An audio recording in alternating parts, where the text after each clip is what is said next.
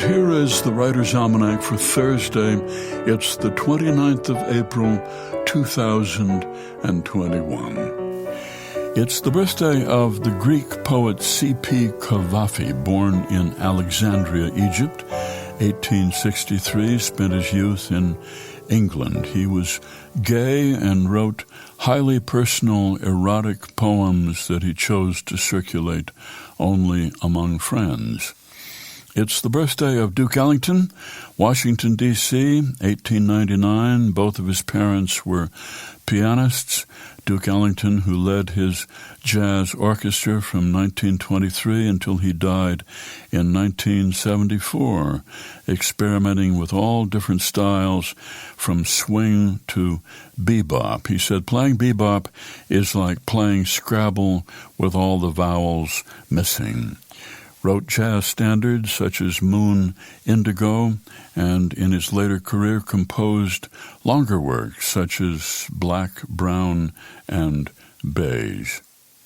It's the birthday of Jerry Seinfeld, Brooklyn, New York, 1954, best known for his long-running sitcom Seinfeld, went from 1989 to 1998. A story about a stand-up comedian living in New York City, surrounded by his conniving friends like his pal George Costanza, a character based on Seinfeld's friend, the comedian Larry David, who helped him write the show. When Seinfeld went on the air, it took a few years to become a hit, but when it did, it became the most popular sitcom in America. Seinfeld had been a stand-up comedian himself, of course, and his big break came in 1981 when he was invited to perform on The Tonight Show. He was so nervous that he jogged around Manhattan listening to his 5-minute routine on his Walkman more than 200 times.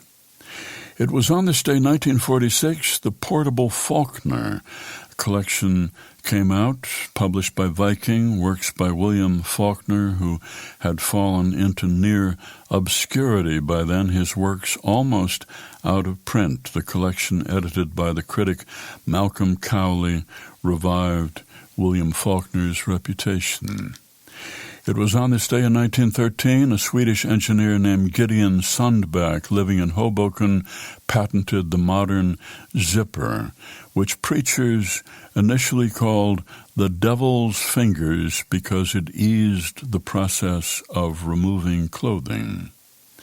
And it was on this day in 1945 American soldiers liberated 30,000 prisoners from the German concentration camp in Dachau, Germany, which was the first concentration camp the Nazis had established. Americans arrived to find 30 railroad cars filled with bodies, survivors on the brink of starvation.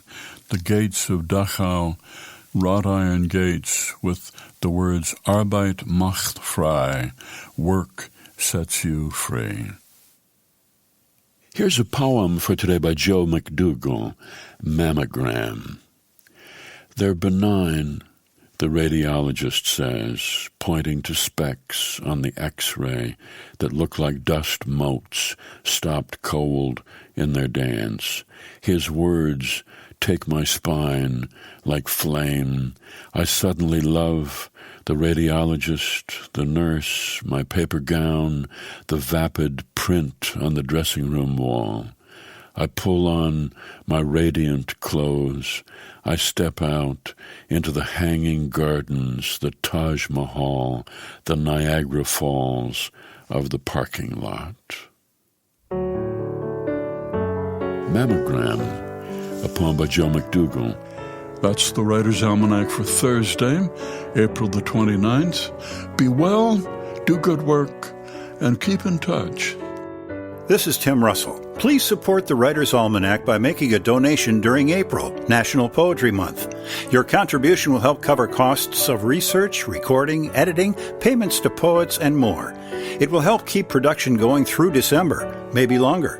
Visit GarrisonKeillor.com for details. And thank you